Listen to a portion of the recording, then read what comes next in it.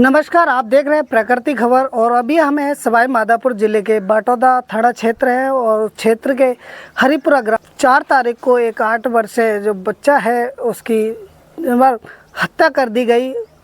ये भी है, मतलब 3 तारीख को वो बच्चा गायब हुआ। मैंने कहा बोला एफआईआर दर्ज करा दी, हो गए रात ही करा दी। रात थाने में गए, चलो ठीक है, तो उसकी कॉपी तो होगी, कॉपी तो नहीं लेके आए। और एफआईआर फिर मैंने थाने में फ़ोन करके पूछा तो कोई एफआईआर दर्ज नहीं है। जो इस घटना को अंजाम दिया गया है, पहले 2023 करीब 3 अप्रैल 2023 में इनका एक 12 साल का बड़ा बच्चा था, गोलू उर्फ गौरव। उसका यहीं झाड़ियों में एक तालाब है, तालाब में उसको मारकर और एक कूचे में डाल दिया था। नमस्कार, आप देख रहे हैं प्रकृति खबर। और अभी हम हैं सवाई माधोपुर जिले के बाटोदा थाना क्षेत्र है और क्षेत्र के हरिपुरा ग्राम में पंचायत में मौजूद है, ग्राम है गांव में। और यहां पर जो 4 तारीख को एक 8 वर्षीय जो बच्चा है उसकी हत्या कर दी गई। हत्या करने के बाद जो बच्चे का शव है वो झाड़ियों में पास में फेंक दिया गया। और हम जो क्या हकीकत है इस केस की, अभी जो ग्रामीण है और यहाँ पर जो बच्चे के माँ बाप है उनसे जानने की कोशिश करेंगे क्या पूरा मामला था। तो आप देख सकते हो कहीं ना कहीं पूरी इस जो केस है इसमें प्रशासन की लापरवाही नज़र आई है। तो आप देख सकते हो। और हमारे साथ जो बच्चे के पिताजी हैं उनसे जानने की कोशिश करेंगे। और उसका जी अपना बच्चा कब गायब हुआ था सर? 4 साढ़े 4 बजे। कितनी तारीख को? 3 तारीख को। 3 तारीख को। और अपना सब कब मिला था? सब में दूसरे दिन मिल जाता 7 बजे। आपको जब फ़ोन आया था जो धमकी दी है राजीनामे के लिए फ़ोन किया गया था, तो उस टाइम आप जो थाने में गए थे, हाँ, तो एफआईआर वगैरह दर्ज करवाई थी? हाँ करवाई। उसकी कॉपी दी थी आपको दर्ज होने के बाद? कॉपी नहीं दी थी। तो उसके बाद आप दोबारा गए थे कि थाने में? दोबारा नहीं गए थे, सब कॉपी कौन दी थी सब उसके में उन्हें नुकी कॉपी लेने के लिए 1 दिन 2 दिन बाद गए थे क्या? गए थे कॉपी ले, साहब कॉपी दी नहीं। और मैडम पुलिस प्रशासन द्वारा क्या कहा गया फिर भी नहीं, हमने गिरफ्तार कर लिए थे। किसने कहा था आपसे? मैडम ने किया था सब, जो आरोपी है वो गिरफ्तार कर लिया। हाँ। जिसके बाद में ये कांड हुआ था सब। उसके बाद में ये कांड हुआ है। हाँ। तो आप देख सकते हो और हमारे साथ बने रहिए आगे के लिए। अभी जो इसकी पोस्टमार्टम रिपोर्ट आई नहीं है, रिपोर्ट आने के बाद और आगे की खबरें जो भी है बाकायदा हम दिखाएंगे आपको। आगे क्या तो पुलिस प्रशासन क्या कार्रवाई इस केस में करता है, पूरी आपको अपडेट मिलती रहेगी। जय हिंद, जय भारत।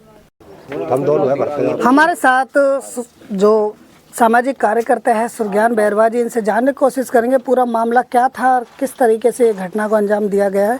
नमस्कार। नमस्कार जी। जो इस घटना को अंजाम दिया गया है, पहले 2023 करीब 3 अप्रैल 2023 में इनका एक 12 साल का बड़ा बच्चा था, गोलू उर्फ गौरव। उसका यहीं झाड़ियों में एक तालाब है, तालाब में उसको मारकर और एक कूचे में डाल दिया था, जिसका क्षत-विक्षत शरीर 7 दिन में प्राप्त हुआ। पुलिस प्रशासन लापता जो गुमशुदगी की रिपोर्ट है वो परिजनों ने दर्ज करा दी थी, पीड़ित पक्ष ने। उसके बाद में पुलिस प्रशासन ने गांव में लोगों से पूछताछ की। गांव के लोग काफ़ी डरे सहमे। उसके बाद में ये कुछ गांव के लोग हैं अंधविश्वास में ज़्यादा डूबे हुए हैं। कल कि फलाने सोनी के चलो, वो चलो, ये चलो। इनके सोनी में विश्वास है।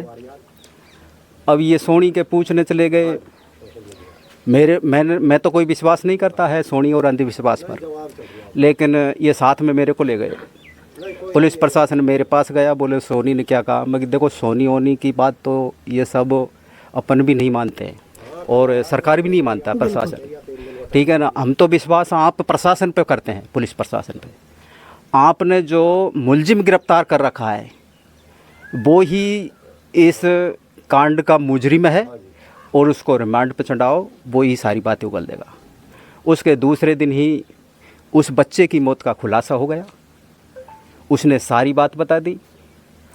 पुलिस प्रशासन ने पूरा इंटीग्रेशन किया, यहाँ तक ही भी आई। उसके बाद में वो मुजरिम गिरफ्तार हो गया। तब से बंद था, 1.5 साल हो गए। जो वकील था इनको गुमराह करता रहा। वकील ने इनसे ये कहा कि भाई वो जमानत पे छूटेगा, अभी छूटेगा। तो जमानत कहाँ से? वो हाई कोर्ट से जमानत करवाएंगे। हमने हाई कोर्ट में इसकी अतला की, भाई जमानत नहीं होने देंगे, छूट जाएगा तो फिर हमें खतरा। बिल्कुल। तो इनको लेके मैं इधर हाई कोर्ट जयपुर भी गया, वकीलों से तहकीकात की, पता किया तो वो मुजरिम तो दीपावली का पहले ही छूट गया, 2 महीने पहले ही छूट गया। उसके बाद में या तो वकीलों की मिली भगत है, कैसे भी वो इनको अता पता ही नहीं लगा और वो पहले ही छूट गया। उसको पहले जमानत मिल गई। पहले जमानत मिल गई। जबकि 302 मर्डर के केस में ऐसी जमानत मिलना नहीं चाहिए, क्योंकि यदि अगर मुजरिम को जमानत मिल जाती है तो वो तो कुछ न कुछ आगे भी कुछ करेगा। उसको डायरेक्ट आजीवन सज़ा का प्रावधान होना चाहिए। प्रशासन, शासन प्रशासन का ये बिल्कुल लापरवाही है कि 302 जो मर्डर केस में जो जिसने गुनाह कबूल कर लिया उसको तो आजीवन कारावास होना चाहिए, उसको कभी छोड़ना नहीं चाहिए। हमारी तो पुलिस प्रशासन से यही मांग है, अभी भी जो गिरफ्तार किए हैं ऐसे व्यक्ति को फास्ट ट्रैक अदालत में जल्दी से जल्दी सज़ा मिलनी चाहिए। तो जमानत मिलते ही जो अपराधी था, जो 2 साल पूर्व में इनके बड़े बेटे की हत्या कर दी गई, जो अपराधी था उसको जमानत मिलते ही दूसरी बार इनके छोटे बेटे की हत्या का जो आरोप है इनके द्वारा लगाया गया है। वहाँ फिर क्या हुआ कि इधर मार्च में 23 मार्च को इनके पास एक अजनबी नंबर से फ़ोन आता है और इनको धमकियाँ मिली थी कि या तो राजीनामा करो, नहीं तो तुम दोनों को और तुम्हारे बच्चों को सबको ख़त्म करेंगे। उसकी वॉइस रिकॉर्डिंग वगैरह वो बता रहा हूँ। उसके बाद में इन्होंने मेरे पास फ़ोन किया था। मैंने कहा उस नंबर को ले जाके आप थाने में जाके और रिपोर्ट दर्ज करा दो। तुरंत ये दूसरे दिन रिपोर्ट दर्ज कराने चले गए। लेकिन पुलिस प्रशासन भी इतना लापरवाह है, उसकी FIR दर्ज नहीं की। ये कह रहे थे कि FIR दर्ज कर ली, लेकिन उसने FIR दर्ज नहीं की। और इनकी रिपोर्ट जब मेरे को पता लगा, मैं बाहर था तो देखी थी, तो रिपोर्ट तो थी। अभी हमने जब ये दूसरे बच्चा को ख़त्म किया है, इसको उन हत्यारों ने मारा है और धरना प्रदर्शन जब हमने दिया है, पुलिस प्रशासन से जवाब तलब किया तो पुलिस प्रशासन बोले हमने उनको पाबंद कर दिया। अरे पाबंद का क्या अर्थ होता है? अगर उसी समय पुलिस प्रशासन सचेत हो जाता, उसको गिरफ्तार कर लेता तो ये बड़ी घटना नहीं होती, ये बड़ी घटना को अंजाम, ये दूसरी घटना नहीं होती। लेकिन पुलिस प्रशासन ने FIR दर्ज नहीं की और उसको ठंडे बक्से में डाल दिया और उसको तो पाबंद कर दिया। अब उसको पाबंद कर दिया तो उसका तो फ़ोन आया नहीं। उसने उसके किसी परिचित के द्वारा कि उस घर में घुस के और इनको अंधविश्वास में उलझा के टोना टोटका करके इससे बोला कि बोले मैं वो है ना तुम्हारा जो पहले वाला बच्चा मारा उसको पागल कर दूंगा, उसको वहीं ख़त्म हो जाएगा। मेरे कहे अनुसार आप ऐसे टोना टोटका करो। कोई नींबू निचड़वाता था, कोई लौंग रखवाता था और इनके 10-10, 11-11 बजे रात के यहाँ से जाता था। अब जाने के बाद में वो छोटे जो बच्चे थे, एक ये बच्चा था और एक छोटा बच्चा था, उससे बोलता था ये बच्चा है ये कि ये बच्चा रहा है। जो छोटा बच्चा उससे बोलता है कि बेटा मेरे घर साथ चलेगा तू मेरे घर पे। वो बच्चा मना कर देता था। इनको 2-5 रुपए मिठाई के लिए भी देता था। वो मिठाई के लिए, हाँ मिठाई के लिए देता था। और इनको ऐसे अंधविश्वास में, ऐसे भोर जाल में फंसा लिया। हमारे लोग भोले भाले हैं, ये अंधविश्वास में जल्दी फंस जाते हैं। अब वो लड़का क्या, नरेंद्र उर्फ राम किशोर, तो ये गए थे सपोटरा दोनों कहीं इलाज कराने। सपोर्टरा जाने के बाद में सुबह इनके पास फ़ोन किया कि कहाँ जा रहे हो आप। इन्होंने बोला कि भाई मैं पत्नी को लेकर सपोर्टरा जा रहा हूँ। तो बोले बच्चे के बच्चे तो यहीं हैं। तो बच्चे किसके पास में छोड़ के जाएंगे कि बच्चे तो यहीं घर में मेरे बुजुर्ग माँ बाप है, यहीं रहेंगे। ये सपोर्टरा चले गए। उसके बाद में 12-1 बजे के लगभग दोबारा फ़ोन किया इनके पास।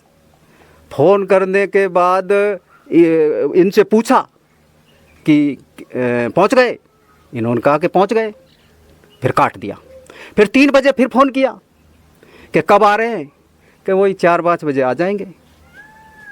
इतनी बातें उसने पूछी। क्या कारण था इतनी बातें पूछने का? बाद में यहाँ आया तो इनको बच्चा नहीं मिला।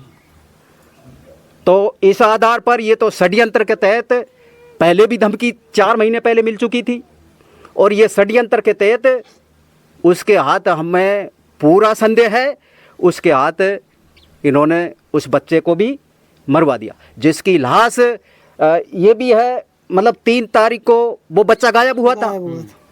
तो इन्होंने मेरे पास रात में 10:30 बजे के लगभग फ़ोन किया था।